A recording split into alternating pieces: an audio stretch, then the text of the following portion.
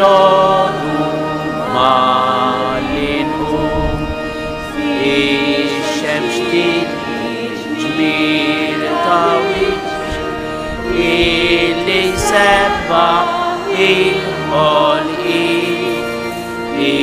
يسلمون الدار في السماء كل filonu بلا السين يا مريا إزكاي علشان طالها ياسين فيك الساتا فيك الهنينة انت فوارا كابوجي فلسم tal-Missieru tal-Iben u tal-Ispiritu Santu il-grazzja ta' Sidna Ġesu Kristu li mħabba ta' Alla laqda fl-Ispiritu Santu tkun magħkom il-koll u disa nofruha l-irwieħ ta' Giuseppe Giulina Edmond u Pauline Buġejja. Nagħtu merħba lilkom eżis pellegrini devoti tal-Madonna. Illum qegħdin fil-14 l-erba tal-Madonna bitħejjija għal lejt tagħha għad-dħul tagħha fis-sema. Nilqgħu wkoll magħna l-immigranti tagħna speċjalment dawk ta' Melbourne ġewwa Bakkus Marsh illi bħalna jagħmlu din il-mixja kull sena dawn l-erbat. Illum qegħdin ukoll fil-kwindiċina t-tielet jum tal-kwindiċina tal-Verġni Marja. Di l-kwindiċina li għandha storja ta' 400 sena ġewwa l-Gżejjer tagħna fejn qegħdin nitħejjew b'mod iktar intens biex nifhmu iktar il-misteru ngħixuh ta' tluħ tagħha fis-sema.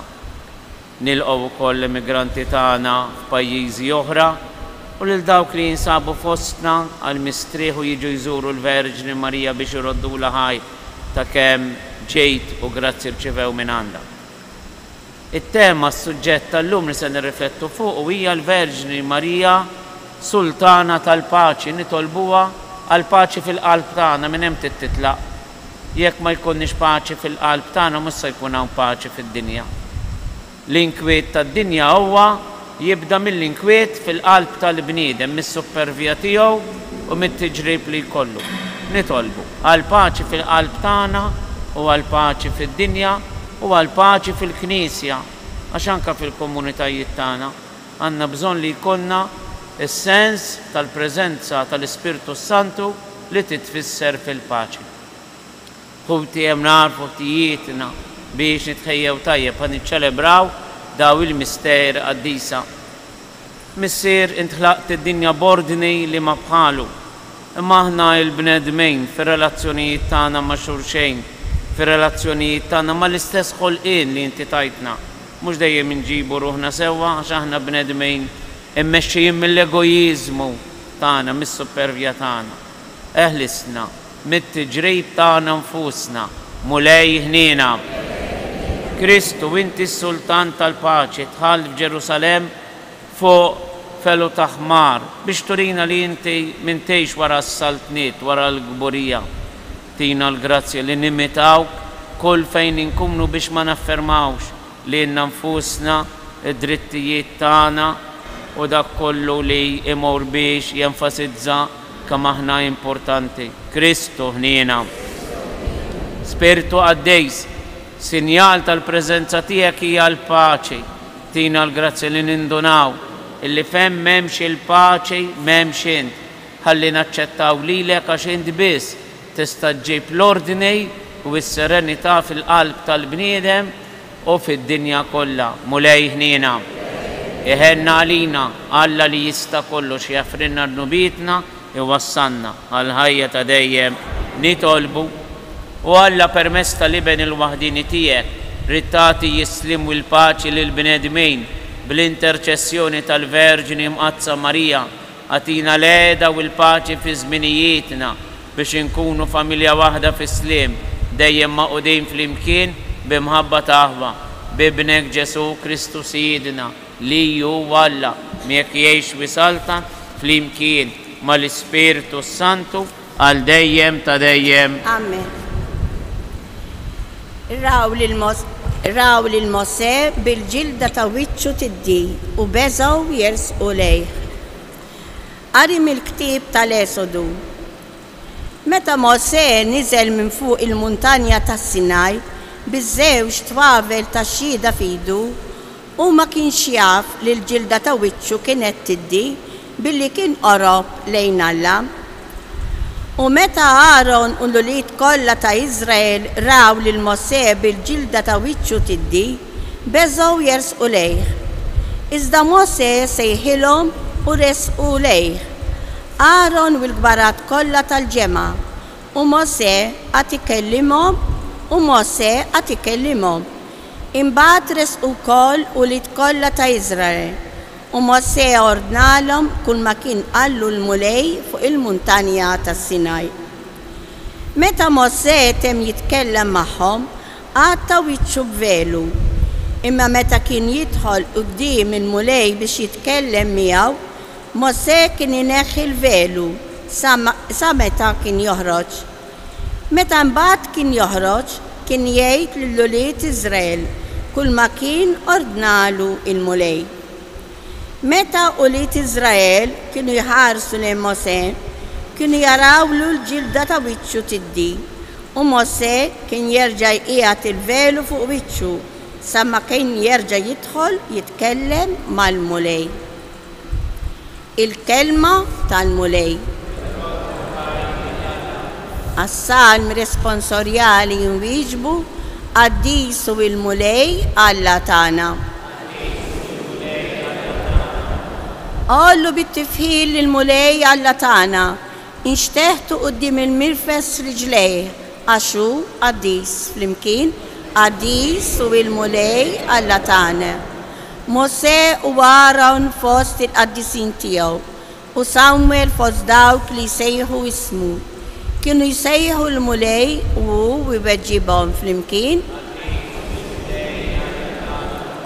F'kolonna ta' sħab kien jitkellem magħhom, kienu jħarsu l-preċetti u l-liġi li tom flimkien. Qollu bit-tifħil lill-mulej Alla tagħna u nxteħtu quddiem il-għolja mqazza tiegħu għax qaddisu il-mulej Alla tagħna. Inqumu bil-wifqa. Halleluja, halleluja, halleluja. Sejjaħtilkom ħbieb jgħid il-mulej għax kull ma smajt minant missieri jiena għarraftulkom. Halleluja, halleluja, halleluja.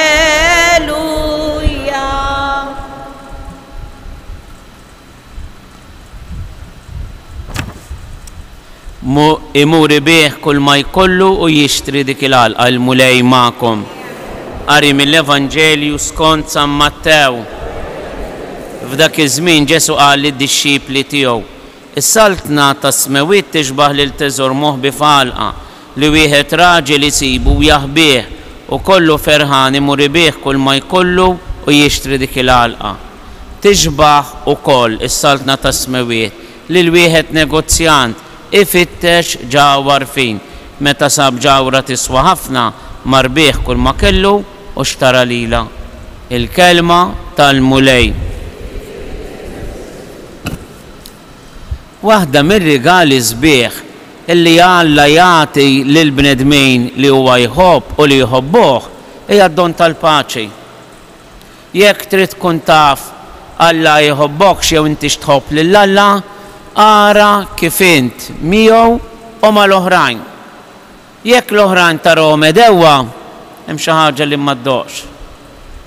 Ġa fejk.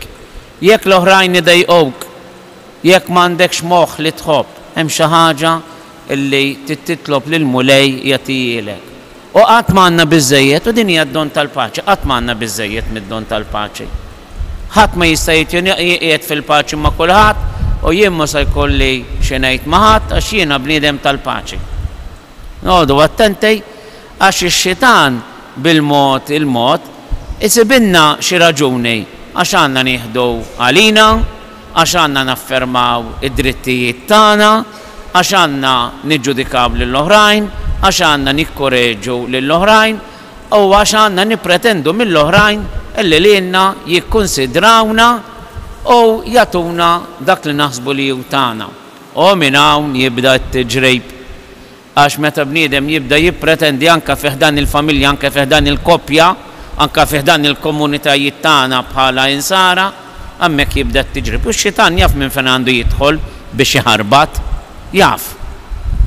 Eżis illum qegħdin nagħmlu dan dit-tifkira tal-Verġni Marija Sultana tal-Paċi. Aħna min ikun ovvju min għalih ma jaħsibx ħafna jgħid u mhux bil-fors il-Madonna hija s-Sultana tal-Paċi, le mhux bil-fors. Il-Madonna ħadmet biex din il-paċi u l-paċi vera li hija l-preżenza tal-Alla tkun tassew awtentika fina u fetħet qalba għas-Sultan tal-Paċi. L-ewwel tajjeb li ngħidu li dan it-titlu il-Madonna Sultana tal-Paċi kien żiedu il-Papa Benedetto XV fl-1917 propju fil-fġili ta' l-ewwel gwerra dinjija li ma nafx kemm qatlet miljuni. U fuq xiex? Fuq territorju, fuq drittijiet u fuq min l-akbar pajjiż tad-dinja.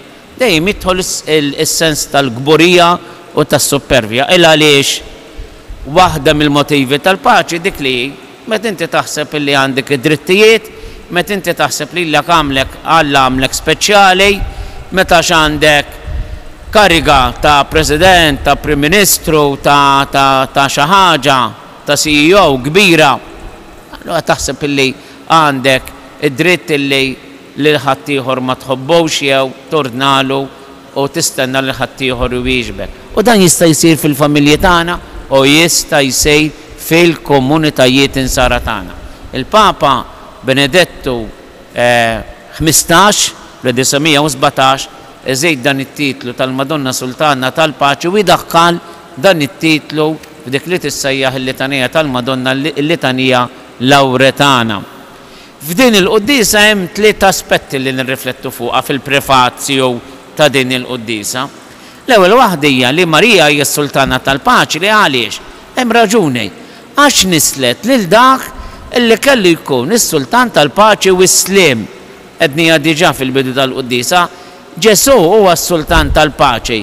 Ma daħalx fuq xi żiemel imponenti kif kien id-drawwa taż-żmien u l-imperatur jidħol fuq xi żiemel biċ-ċarjiet kbar bl-akkumpa. Le, fuq fellu ta' ħmar, b'umiltà kollha.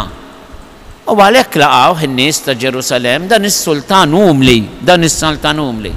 Imma Ġesu kellu jkun is-Sultan tal-Paċi għaliex? Għaliex ħajkun il-medjatur bejn Alla u l-bniedem.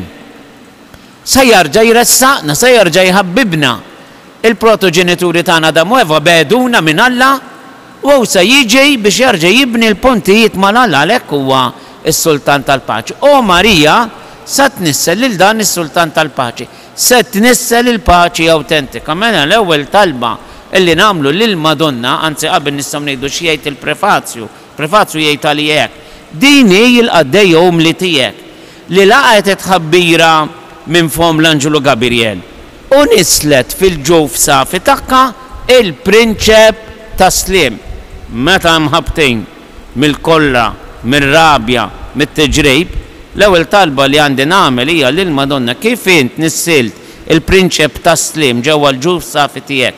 Nissel fil-qalb tiegħi il-motivi, ir-raġunijiet tal-paċi tal-mulej. Meta inti tħossok maħkum mir-rabja, mill-qrusa tal-ħajja, mid-diżappunt, meta inti taħseb li ħaddieħor naqsek, itlob lil Madonna li nislet il-prinċep ta' Slim biex tnissel fil-qalb tiegħek motivi ta' paċi. It-tieni, il-paċi ma tikbirx fuq is-siġar. Mhux tmut tgħid ħankabbar is-siġra tal-paċi fil-ġnien ta' fil-ġnien ta' qalbek iwa. Fil-ġnien ta' qalbek iwa. Imma b'sakrifiċċju. Aħna nafu minnu dilettant ftejt tal-ġonna u tal-eli ix paċenzja trejt biex ixxettel il-pjanta li mbagħad issir siġra. Dal-ġranet qegħdin naqraw kemm hija importanti is-siġra, iż-żerrija tal-mustarda li ssir siġra. kemm importanti. Kif tixxettel il-paċi fil-qalb tal-bniedem? Kważi b'kontradizzjoni billi jien tiġġieled miegħek innifsek mhux mal-oħrajn, tiġġieled miegħek innifsek biex ixxettel id-don tar-rassenjazzjoni quddiem it-tbatija. Ħadd ieħor jumiljak u inti tgħid dejn jekk ma ħaqqilix għal darba ħaqqili għadnu bitta li moddi. U tagħti motiv lill-umiljazzjoni tiegħek, lir-rifjut tiegħek. Meta ħadd ieħor ma jikkalkulakx, meta ħadd ieħor jaħseb li m'intix importanti għal ħajtu. Allura il-paċi hija frott tas-sakrifiċċju din Marija femita. Infatti il-paċi li hija tnissel lilna hija frott tas-sakrifiċċju minn fejn? Tas-salib ta' Kristu. Tas-salib ta' Kristu. Meta lill-Verġin Marija jgħidilha dan hu ibnek, mara dan hu ibnek, huwa frott tas-sakrifiċċju qed ixerred demmu għalina dak il-ħin il-mulej. U jekk ħajtina il-paċi frott tat-tixrid tad-demm. Mother Teresa l-Qaddisa ta' Kalkutta tgħid there is no redemption without blood. M'hemmx fidwa mingħajr tixrid tad-demm. M'hemmx paċi mingħajr sakrifiċċju personali. Ma tikbirx, ma ninsewix, il-paċi ma tikbirx fis-siġra tal-ġnien, tikber fis-siġra ta' qalbek. U tgħid issa hija bis-sakrifiċċji kuljum ħalli meta tiġi bżonna jkollok minn fejn tgħix int u tagħti l-oħrajn. L-aħħar ħaġa il-paċi jridu nitolbu għalija. Il-paċi mhix xi virtu la tikber fuq is-siġra tal-ġnien waqgħax tinxtara mis-supermarkets. Ma tixtax għax ikollok il-flus tgħid ħan nixtri pakkett paċi. Le, le. Il-paċi titlob għalija, tixtieqha. Taf kemm sabiħa, taħdem għalija u titlob għalija. U l-Verġin Marija tenna anke f'dejn għaliex? Għaxej flimkien mal-Apostli fl-istennija tal-Ispiritu Santu hija titlob ħerqan, jgħidilna infatti il-prefazju din hi d-disċiplu ta' Kristu illi talmet tħobb is-sliem u imsieħba qalb waħda fit-talb mal-Apostli ħerqana talbet għall-miġja tal-Ispirtu tal-għaqda u s-sliem tal-imħabba u tal-għena. Flimkien ma' Marija nitolbu aħna wkoll għal dan id-don sabiħ tal-paċi. Ikun infakkar Ġesu Kristu.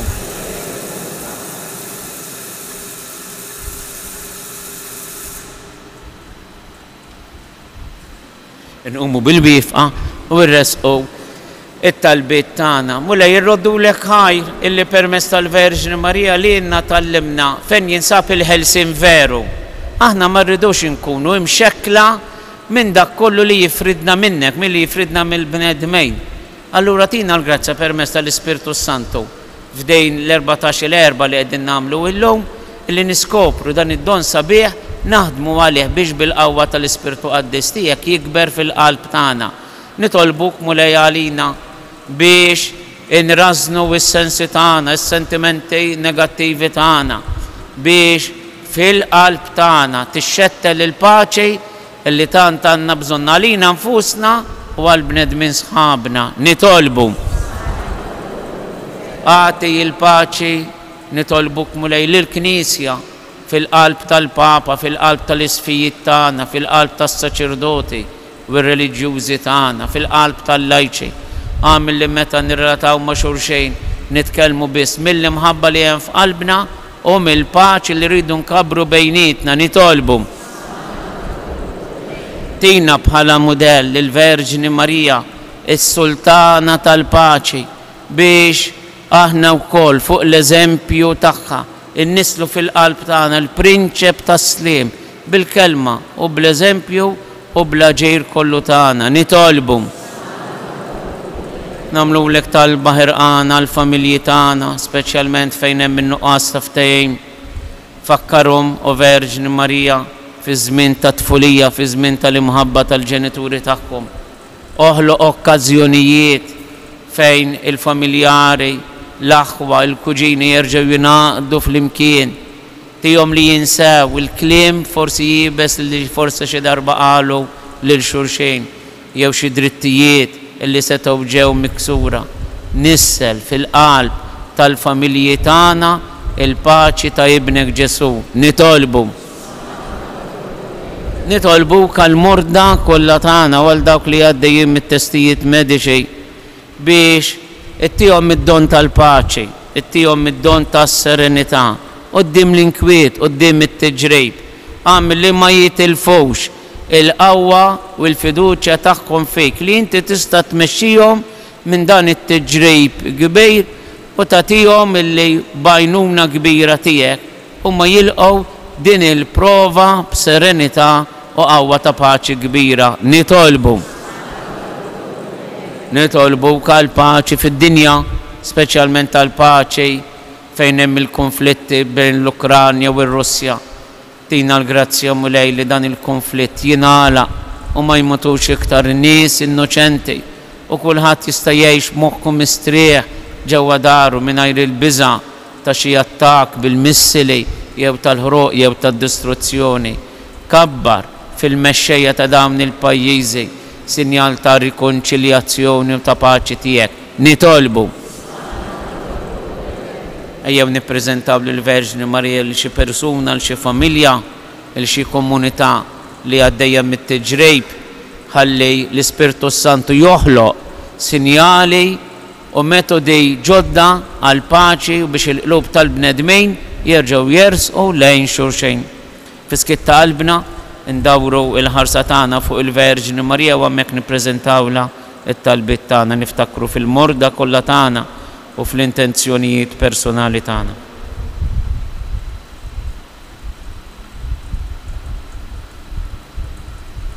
Flimkien Qaddisa Marija Omm Alla itlob għalina midinbin issa u fis-sija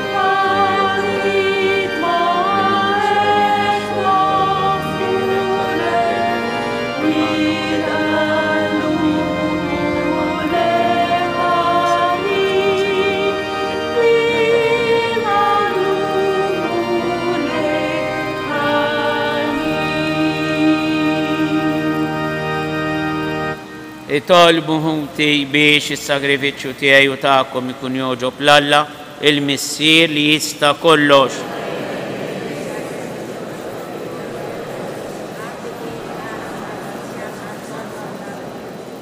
Noffru mulej lil kobor tiegħek is-sagrament tal-Għaqda u s-Sliem.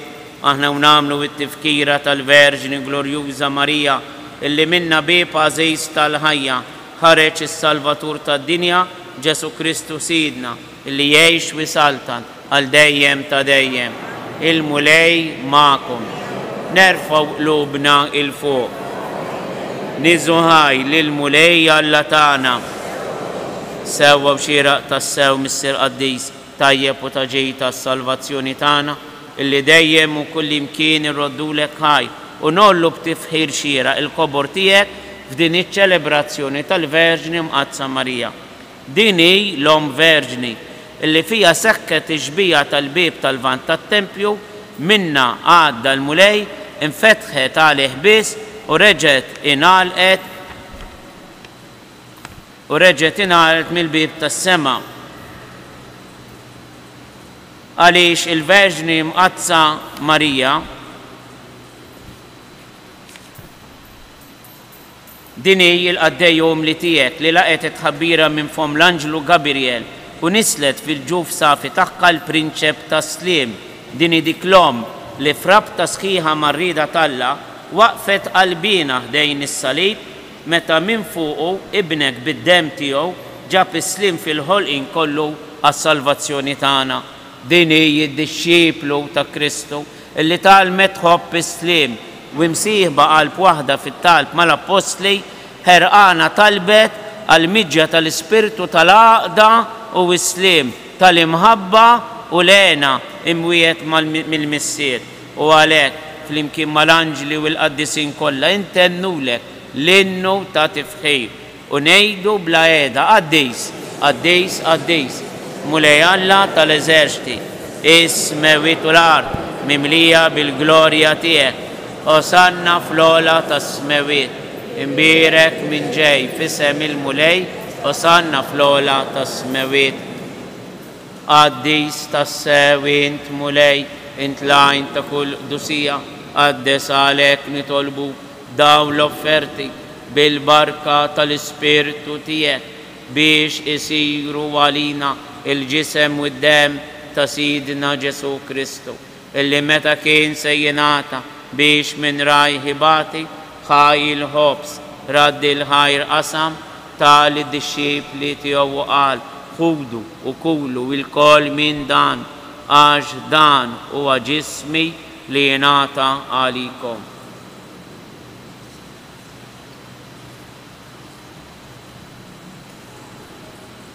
Ek ukoll wara li kla ħajl kalċi reġa' raddi l-ħajr tal-disċipli tiegħu qal ħudu biex xorbu minnu il-kol għax dan huwa l-kalċi ta' demmi tal-patt il-ġdid li jibqa' l dejjem id-dem li jxerret għalikom u għal bnedmin kollha għal maħfra ta' d-nubiet għamlu dan b'tifkira tiegħi.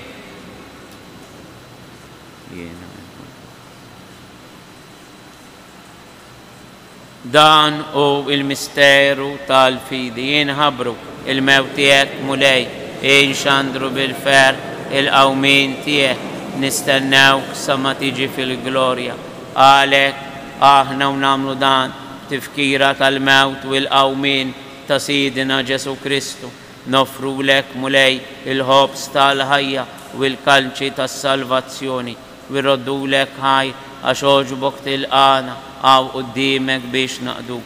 Miċċo kontana nitolbu lej l-Ispirtu u s-Santu jaqadna f'ġisem wieħed li inna li nieħdu sem mill-ġisem u d-dem ta' Kristu. Ftakar mulej fil-Knisja tiegħek imxerda mad-dinja kollha u taf li mħabba flimkien mal-Papa Franġisku l-Isqof tagħna Anton il-Ministri tiegħek kollha.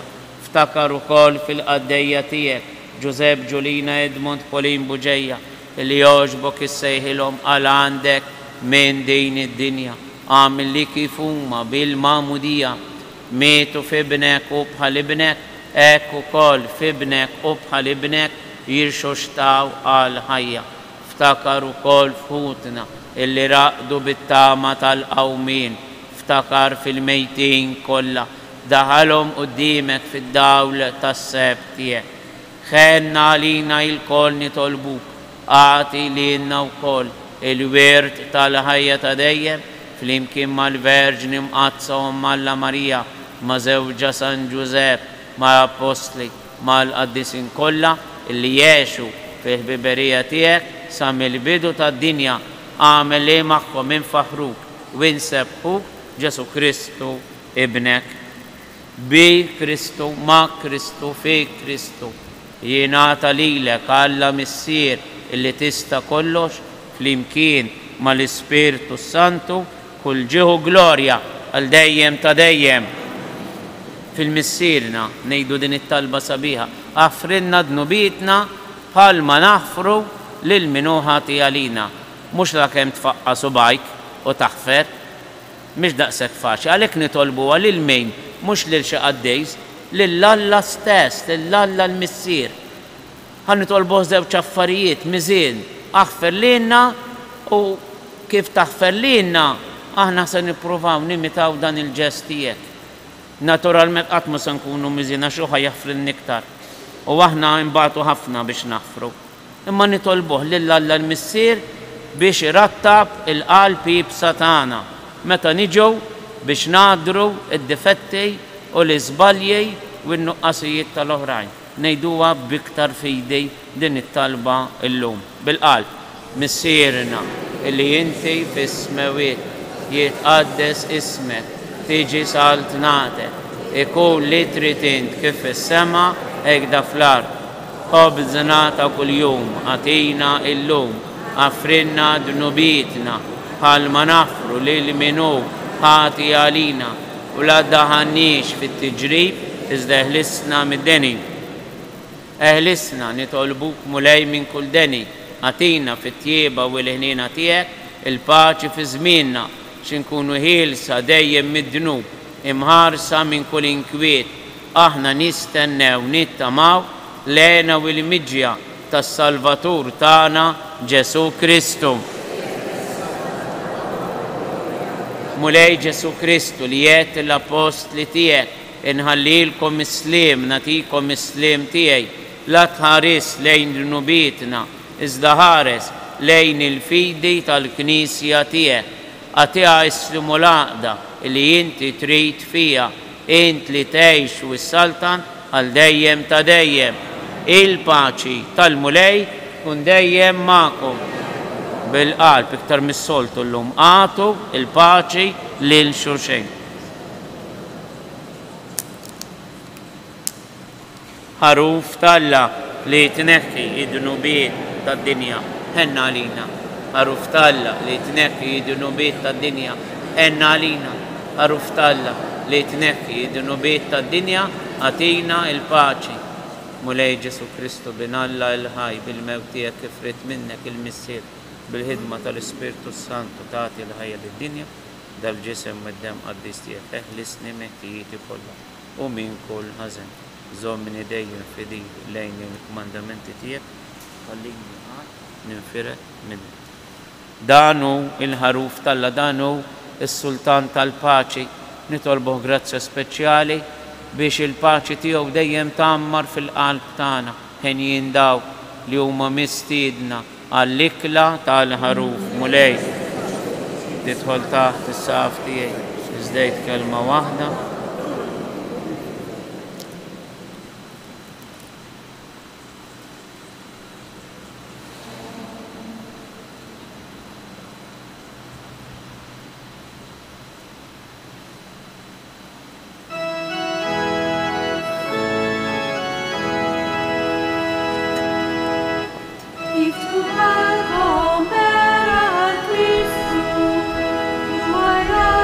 Wszem działa w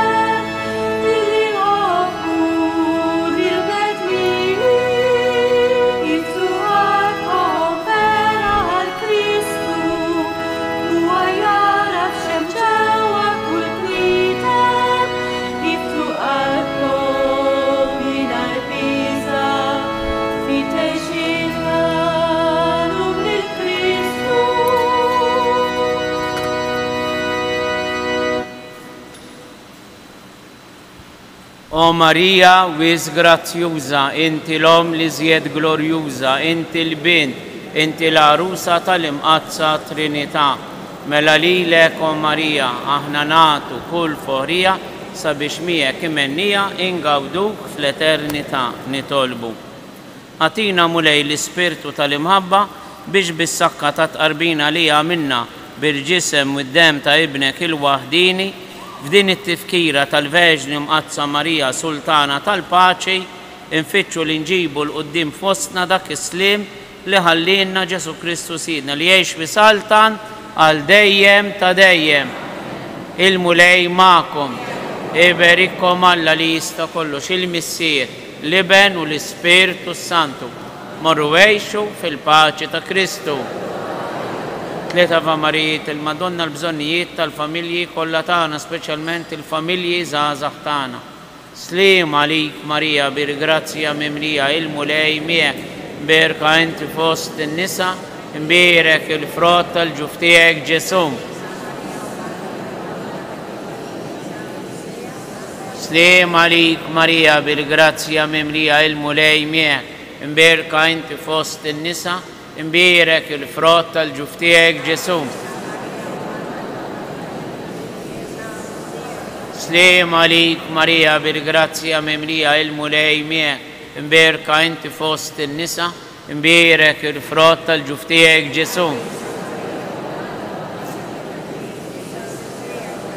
Madonna ta' Pinu Sultana tal-familja, itlob għalina.